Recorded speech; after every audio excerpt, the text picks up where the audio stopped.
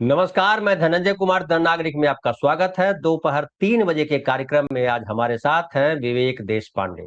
विवेक देश पांडे किसी परिचय के मोहताज नहीं है, पत्रकार हैं, अंग्रेजी अखबारों में काम किया है, इंडियन एक्सप्रेस में काम किया है और जो गटर मीडिया से इतर जो चैनल है, सोशल मीडिया के चैनल है, यूट्यूब चैनल है, तमाम चैनलों पे विवेक भाई आते रहते हैं और अपनी बात बेबाक कहते हैं। और विवेक भाई नागपुर में रहते हैं, लेकिन पूरे देश पर उनकी नजर रहती है। आज हम बात करेंगे उनसे कि जो देश में घट रहा है, जो जंतर मंतर पर हुआ, नागपुर में भी बड़ा जबरदस्त आंदोलन हुआ और अब बिहार में जो बांकीपुर सीट पे बीजेपी की हार हुई है, उसका महाराष्ट्र की राजनीति पे क्या असर पड़ेगा, महाराष्ट्र में क्या परिवर्तन दिख रहा है या महाराष्ट्र वैसा है, इन सब पर बात करेंगे। हमारे साथ विवेक भाई तो है ही, आप तमाम साथी भी जुड़ गए हैं, आप सबका भी नमस्कार, आप सबको स्वागत। विवेक भाई, बड़ा सहज सवाल है मेरा पहला यही कि जो जंतर मंतर पर हुआ वो हमें पता चला कि नागपुर में भी हुआ, नागपुर में भी भारी आंदोलन हुआ। अब जो बिहार में जो बीजेपी की भयंकर हार हुई है, जो सीट 1995 से बीजेपी कभी हारी नहीं। रविशंकर प्रसाद जो पटना साहिब से सीट से लोकसभा सीट से सांसद हैं, उनका एक बयान बड़ा वायरल हुआ कि हम जो कुत्ते बिल्ली भी खड़ा कर देते हैं तो वो जीत जाएंगे, ये तो हमारे कार्यकर्ता है। पीके ने उसको जो है एकदम चैलेंज के तौर पे लिया और बीजेपी हार गई। अपने जो अध्यक्ष है, जो अध्यक्ष है बीजेपी के राष्ट्रीय अध्यक्ष, जिनको अभी उन्होंने बनाया है नितिन नवीन, वो उनकी पुश्तैनी सीट चली गई। पुश्तैनी सीट इसलिए कह रहा हूं कि उनके पिताजी भी वहां से लड़ा करते थे, जीता करते थे। पिताजी जब उनके नहीं रहे, उनका निधन हो गया, तो नितिन नवीन को वो सीट जो है गिफ्ट के तौर पर मिल गई विरासत में। जो बीजेपी नरेंद्र मोदी और लोग जो है राहुल गांधी पे या दूसरे नेताओं पे वंशवाद का आरोप लगाते हैं, उनके भीतर बड़ा वंशवाद है और वो अब दिखाई पड़ता है। बुरी तरह से हारे हैं। हालांकि कहा जाता था कि पटना पश्चिम जो अब बांकीपुर सीट है, वो बांकीपुर सीट जो है उसमें काइस्ट बहुल है, बनिया बहुल सीट है और इसमें कोई दूसरा जीत नहीं सकता। लेकिन वो सारे भ्रम वहां के नागरिकों ने, वोटर्स ने तोड़ दिए। कई ऐसे वीडियो आए जिसमें लोगों ने कहा कि बीजेपी का घमंड तोड़ना जरूरी था। क्या कहेंगे, ये जीत जो एंटी मोदी की जीत है, ये हार है बीजेपी की, या लोग उकता गए हैं, बदलाव चाहते हैं? क्या देख रहे हैं आप इससे पहले? जी, धनंजय जी, बिल्कुल लोग बदलाव चाहते हैं तो स्पष्ट है। वो दिख रहा है क्योंकि प्रशांत किशोर वहां से जीते हैं और ये बीजेपी के लिए एक मैसेज है कि आप का वो जमाना चला गया जब आप कोई कुत्ता बिल्ली भी खड़ा कर दे तो वो जीत के आ जाए। ऐसा नहीं होगा, ये जनता ने उनको बता दिया है। या इसके बहुत पहलू है। ये जो बांकीपुर में हुआ, एक तो सबसे सशक्त उम्मीदवार पूरे कॉन्स्टिट्यूंसी में खुद प्रशांत किशोर थे, जो जन स्वराज पार्टी के जो प्रमुख है वो थे। तो उनका वजन बहुत था, उनका राजनीतिक वजन बहुत था। ये बात अलग है कि 6 महीने पहले हुए चुनाव में वो उनकी पार्टी के ज्यादातर लोगों के डिपॉजिट्स जब्त हो गए, लेकिन उनका अपना एक रुतबा है, उनका अपना एक राजनीतिक वजन है, जो वजन यहाँ काम आया। मैं ये नहीं कह रहा हूँ कि उस राजनीतिक वजन की वजह से वो जीते। मैं ये कह रहा हूँ कि प्रशांत किशोर एक बहुत ही सशक्त कैंडिडेट थे। लोगों ने उनके पलड़े में अपना मत डाला है, उनको जिताया है। लेकिन बीजेपी के लिए इसमें मैसेज है, बीजेपी के लिए मैसेज ये है कि बीजेपी जो अपर कास्ट का वोट ये मान के चलती थी कि वो हमको ही मिलने वाला है। अब की बार हुआ ये कि अपर कास्ट का वोट भी उनसे छिटका है। वो इसलिए दो घटनाएं, जो एक तो वो तिवारी वाला एनकाउंटर था और उस वो जो एक नया रेगुलेशन जो यूनिवर्सिटी ग्रांट्स कमीशन में वो लाना चाहते थे, जो लाया है उन्होंने, उसके खिलाफ जो अपर कास्ट में एक आंदोलन की स्थिति थी, वो और वो जो एक लड़का है तिवारी जिसका एनकाउंटर हुआ, वो ये दो घटनाएं जो है अपर कास्ट कम को अफेक्ट करने वाली घटनाएं हैं। इसलिए वो अपर कास्ट जो बीजेपी के साथ में परंपरागत रूप से जुड़ा हुआ है, वो उनसे छिटक गया। और बाकी जो ओबीसी वगैरह है, वो भी बीजेपी के साथ नहीं रहे। काफी बड़े अंतर से प्रशांत किशोर जीते। मैं ये मानता हूं कि अगर जन स्वराज पार्टी का कोई दूसरा कैंडिडेट वहां पर होता जिसके बारे में बहुत लोगों को जानकारी नहीं है, जो प्रसिद्ध नहीं है प्रशांत किशोर जैसा। तो मुझे लगता है उस समय बहुत कड़ा मुकाबला वहाँ देखा जाता। इस जीत में प्रशांत किशोर के खुद के अपने रुतबे का, अपने राजनीतिक वजन का बहुत बड़ा हाथ है। बीजेपी से लोग दूर गए हैं, इसमें कोई शक नहीं। जेनजी के आंदोलन के मतलब बैकग्राउंड पर ये चुनाव हुआ था, ये भी स्पष्ट है। युवा भी कई बड़ी तादाद में पटना में हमने और बिहार में हमने युवाओं का आंदोलन भी जंतर मंतर के साथ में पैरेलल एक आंदोलन भी वहां पर देखा है। तो समांतर रूप से ये जो एक गुस्सा है वो हर जगह सड़कों पर आया, हमने देखा। वो बिहार में तो बहुत जबरदस्त तरीके से आया। मतलब जिस तरीके से विद्यार्थियों ने और युवाओं ने वहां पर पुलिस के साथ में मुकाबला किया, वो तो जंतर मंतर में तो काफी शांत तरीके से, शांतिपूर्ण तरीके से हुआ। बिहार के युवाओं ने काफी जबरदस्त मुकाबला किया पुलिस का। तो इस पृष्ठभूमि पर भी ये चुनाव हुआ है, ये भी देखने की जरूरत है। इसका जरूर असर तो हुआ ही है। अब इसका क्वांटिफिकेशन हम नहीं कर सकते कि कितने युवा प्रशांत किशोर के साथ जुड़े, कितने युवा बीजेपी के साथ जुड़े, कितने युवा आरजेडी के साथ जुड़े। अब ये बोला जाता है कि ये मैसेज तो अपोजिशन को भी है, क्योंकि आरजेडी का कैंडिडेट जो है वो क्या 14,000 वोट कुछ मिले हैं मुझे, जो भी है, मुझे एग्जैक्टली याद नहीं, लेकिन वो बहुत तीसरे नंबर पर है और उसको उनको कोई वहां पर रिस्पॉन्स नहीं। लेकिन उसका कारण मैं ये मानता हूँ, फिर एक बार प्रशांत किशोर का कैंडिडेचर और आरजेडी का जो कैंडिडेट था वो क्या उसका नाम है, मुझे याद नहीं आ रहा है, वो कोई कंपैरिजन ही नहीं है। मतलब लोगों को चुनना होगा तो उसको नहीं चुनेंगे वो। हाँ, और दूसरा जो बीजेपी का कैंडिडेट था सिन्हा या कोई, उसको भी लोग नहीं चुनेंगे, ये बात स्पष्ट थी। लोग चुनेंगे तो प्रशांत किशोर को ही, क्योंकि वो बहुत इंप्रेसिव कैंडिडेट थे। तो आरजेडी का ऐसा है कि वो सीट आरजेडी 1995 से वहां पर जीती ही नहीं है। तो अब ये मैसेज है अपोजिशन को और आरजेडी को, ये कहना मुझे लगता है कि थोड़ा सा एग्जैगरेटेड होगा, क्योंकि आरजेडी का वहां पर रिकॉर्ड ही ऐसा है कि वो अभी तक हारती ही आ रही है। तो अभी सडनली वो जीत जाए जेनजी के प्रोटेस्ट की वजह से, या फिर जो भी हुआ है पृष्ठभूमि में जिस तरह की घटनाएं हुए, तो तिवारी की घटना से तो आरजेडी का कोई संबंध नहीं, उससे आरजेडी को फायदा होगा ऐसा तो नहीं है। हाँ, या फिर वो जो रेगुलेशन है यूजीसी का, उससे भी फायदा होगा, ऐसी कोई बात नहीं है। तो आरजेडी को फायदा किस बात से हो सकता था? अगर आरजेडी का कोई नामी गिरामी कैंडिडेट होता जो प्रशांत किशोर के टक्कर में होता, या फिर प्रशांत किशोर की जगह कोई दूसरा कोई ऑर्डिनरी कैंडिडेट होता, उस समय आरडी के चांसेस की हम बात करते तो बात अलग थी। अभी तो ये बिल्कुल तय था कि आरजेडी वहां नहीं जीतने वाली है, टक्कर जो है वो बीजेपी और प्रशांत किशोर के बीच में ही है। तो ये कुल मिलाकर ये सारे फैक्टर्स बांकीपुर में हमने काम करते हुए हमने देखे हैं। अब इसका असर पूरे देश में क्या होगा?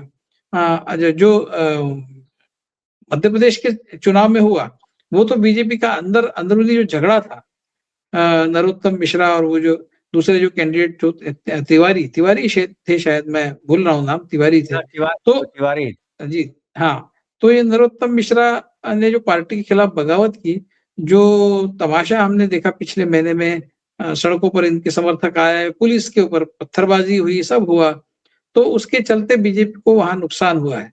तो एक तो मैसेज है, बीजेपी को लोग ये बता रहे कि देखो हमारा आपको समर्थन जो है वो आप मान के मत चलिए कि हम आपको समर्थन किसी भी हालत में करेंगे।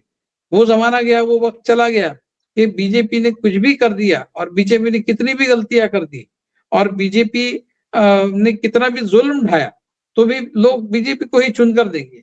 वो समय अभी रहा नहीं, क्योंकि लोग अभी गुस्सा अपना व्यक्त करने की समर्थता लोगों ने दिखाई है। अब लोग गुस्सा व्यक्त कर रहे हैं अपने आप को। सरकार जो डर का माहौल था, वो डर का माहौल इस आंदोलन ने तोड़ दिया है। तो उसके चलते मुझे लगता है अब लोग थोड़े से खुले मन से और हिम्मत के साथ बीजेपी के खिलाफ खड़े होने की जो प्रोसेस चल रही है, उस प्रोसेस का भी परिणाम हमने इन चुनावों में देखा है, ऐसा हम कह सकते हैं धनंजय जी। जी जी, एक और महत्वपूर्ण बात यह है कि आप नागपुर में है, जहां आरएसएस का पहला या कहिए हेड ऑफिस है आरएसएस का एक तरह से।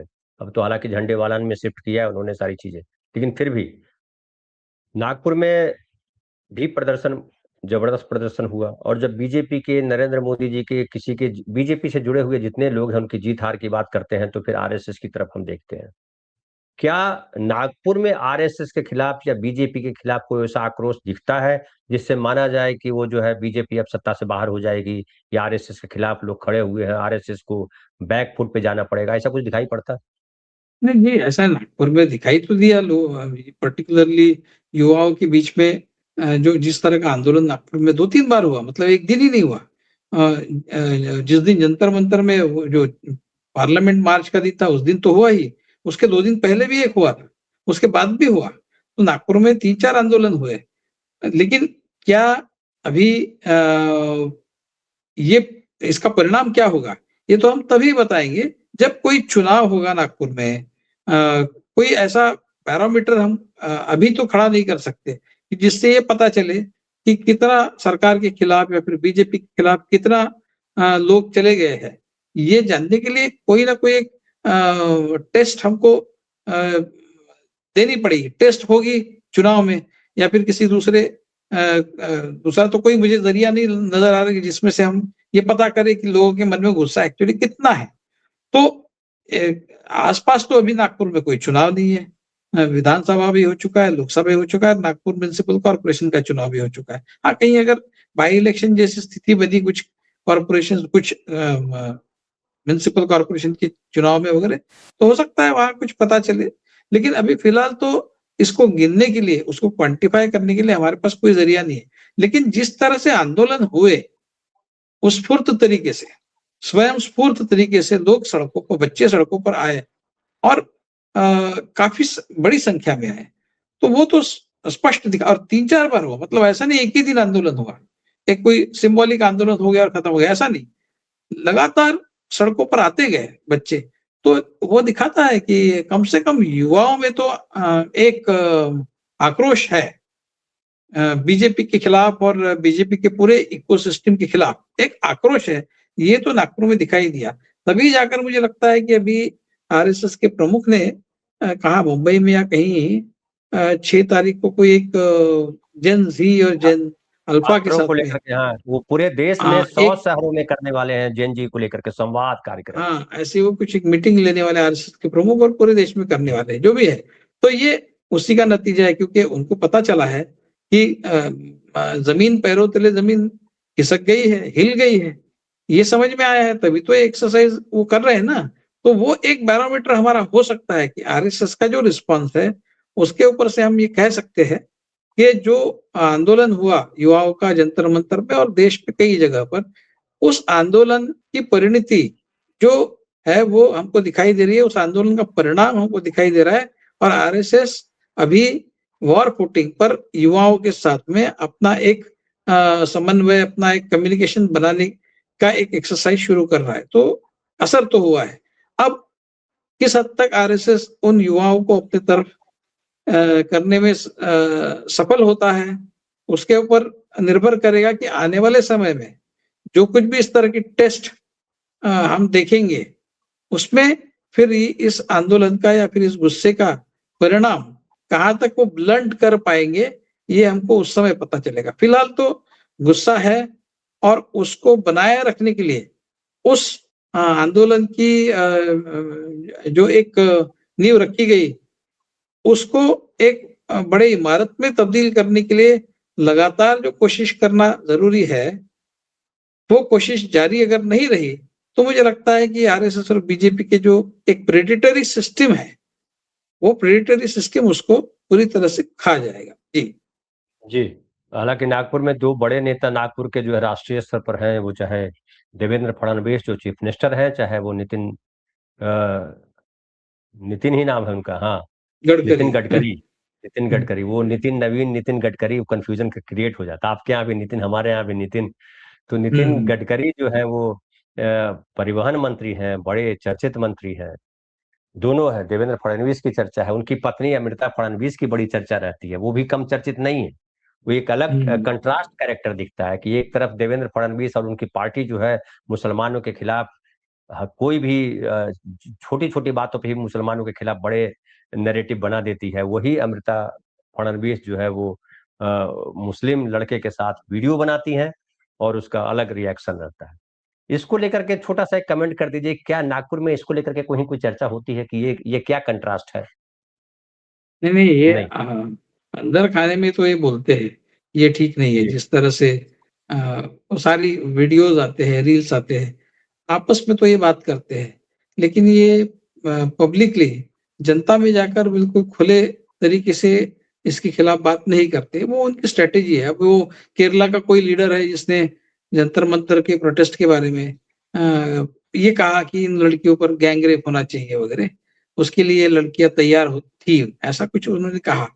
तो इतना निचले स्तर पर इतना खराब वक्तव्य आरएसएस का एक बड़ा नेता करे राज्य का, हैं? और जो काफ़ी मैच्योर उम्र उम्र के हिसाब से मैच्योर है, बुद्धि से मैच्योर तो वो दिखता नहीं है। तो इस तरह की बात करे और आरएसएस उसके ऊपर कोई रिएक्शन न दे, तो जो कुछ भी आपने जिस व्यक्ति की बात की, उसके बारे में रिएक्शन देने का सवाल ही नहीं पैदा होता। वो अंदर से अंदर वो चर्चा करते हैं कि ये ठीक नहीं है, ये नहीं होना चाहिए, इससे हमारी इमेज खराब होती है और इस तरह की बातें करते हैं, लेकिन उनकी पुरानी स्ट्रैटेजी है। तो हमने देखा है बलराज मधोक ने लिखा है, उस समय के जनसंघ के जो अ, अध्यक्ष थे, जो बाद में उन्होंने छोड़ दिया, वो उन्होंने बीजेपी के ऑफिस में लखनऊ के क्या-क्या होता है ये गोलवलकर को बताया था। लेकिन गोलवलकर ने कहा कि ठीक है, मैं ऐसी बातों को तवज्जो देते रहूँ तो मेरा काम कैसे आगे बढ़ेगा? मुझे तो विश्व प्राशन करके भगवान शंकर के जैसा मुझे जीना पड़ता है। ऐसा उन्होंने कहा, ये बलराज मधुक ने खुद लिख कर हो गए हैं। तो इस तरह की बातें वो आपस में तो चर्चा करके उसकी भर्त्सना करते होंगे, उसके खिलाफ बात करते होंगे। लेकिन जनता के बीच में वो कभी अपने लोगों पर टीका-टिप्पणी खुले तौर से वो नहीं करते हैं, वो उनकी स्ट्रैटेजी है। जी। जी। नहीं, वो तो ये भी देखने को आया ना कि ये जंतर-मंतर पर जो प्रदर्शन हुआ, उसमें असम के एक मंत्री की बेटी ने नारे लगाए, नीम का पत्ता कड़वा है और मोदी नरेंद्र मोदी फलाना है।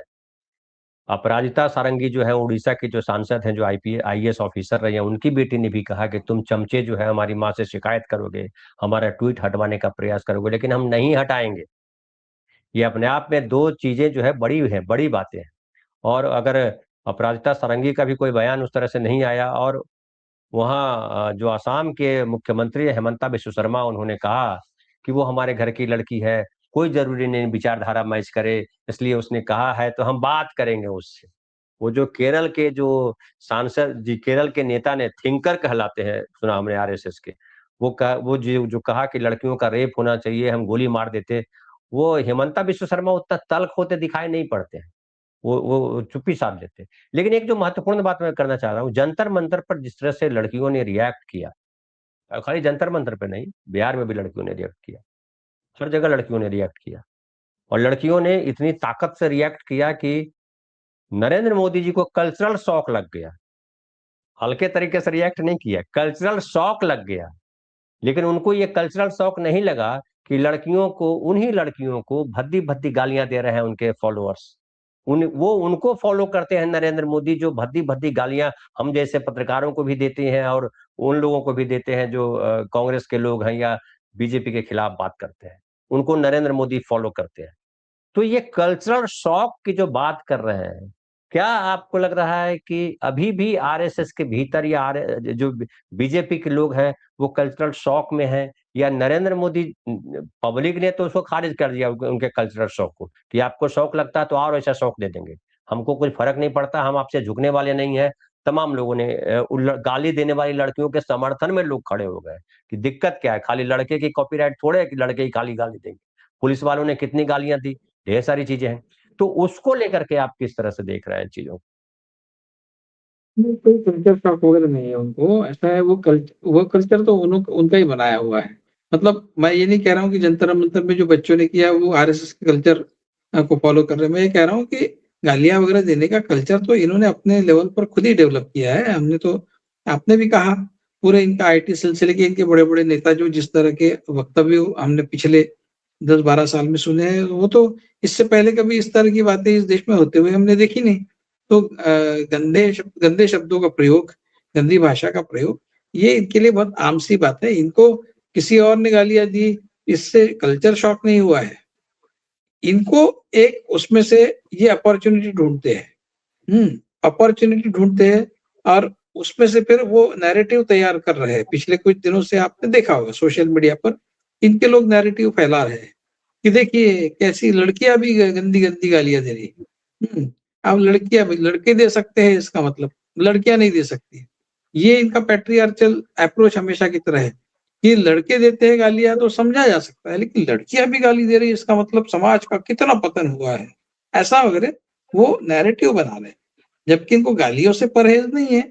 हमने इनके लोगों को वही अभी वो जो केरला का आदमी है इनका, वो तो सबसे बड़ा उदाहरण है। इससे पहले भी इनके कई लोगों ने गालियाँ बकी है, कैमरा पे बकी है, मीडिया के साथ बोलते हुए बकी है।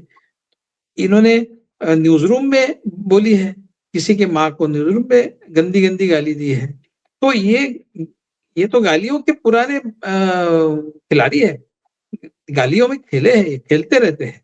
तो ये क्या बोलेंगे दूसरे को किस तरह का दूसरों को कॉलिंग द पॉट मतलब पॉट क्या है, कॉलिंग द केटल ब्लैक वाली स्थिति हो गई। अब ये बच्चों ने गाली देनी चाहिए कि नहीं देनी चाहिए अपने आप में अलग विषय है। उसकी अलग से चर्चा हो सकती है, लेकिन वो व्यक्ति किसी को गाली देने पर किसी के खिलाफ उँगली नहीं उठा सकता जो खुद गाली से ही बना है, गाली का ही बना है पूरी तरह से। वो दूसरों को क्या बोले, भई आपने गाली दी, तो ये इनकी स्थिति वैसी है। मुझे इसको बहुत ज़्यादा तवज्जो देने की ज़रूरत है ऐसा लगता नहीं, क्योंकि ये नैरेटिव बिल्ड करने की कोशिश कर रहे हैं। मैंने इनके मेरे कई मित्र हैं, इनके कई लोग फेसबुक या फिर सोशल मीडिया के दूसरे प्लेटफ़ॉर्म्स पर आकर इस तरह के वीडियोज़ बना रहे हैं, जिनका कभी मैंने वीडियो नहीं देखा। हुँ, उनका वीडियो मैंने देखा कि हम प्रोटेस्ट के खिलाफ नहीं हैं, प्रोटेस्ट तो होनी चाहिए और आप बहुत कड़े शब्दों में निंदा कर सकते हैं, लेकिन आप जो गालियाँ दे रहे हैं वो ठीक नहीं है। इस तरह के बहुत ही मॉरल हाई ग्राउंड लेने वाले वीडियोज़ मैंने देखे हैं। तो ये नैरेटिव बनाने के लिए इनको कहा गया है कि इस तरह का नैरेटिव इन लड़कों के खिलाफ देश में बनाया जाए, ताकि इनको डिस्क्रेडिट किया जाए और इनको निष्प्रभ किया जाए।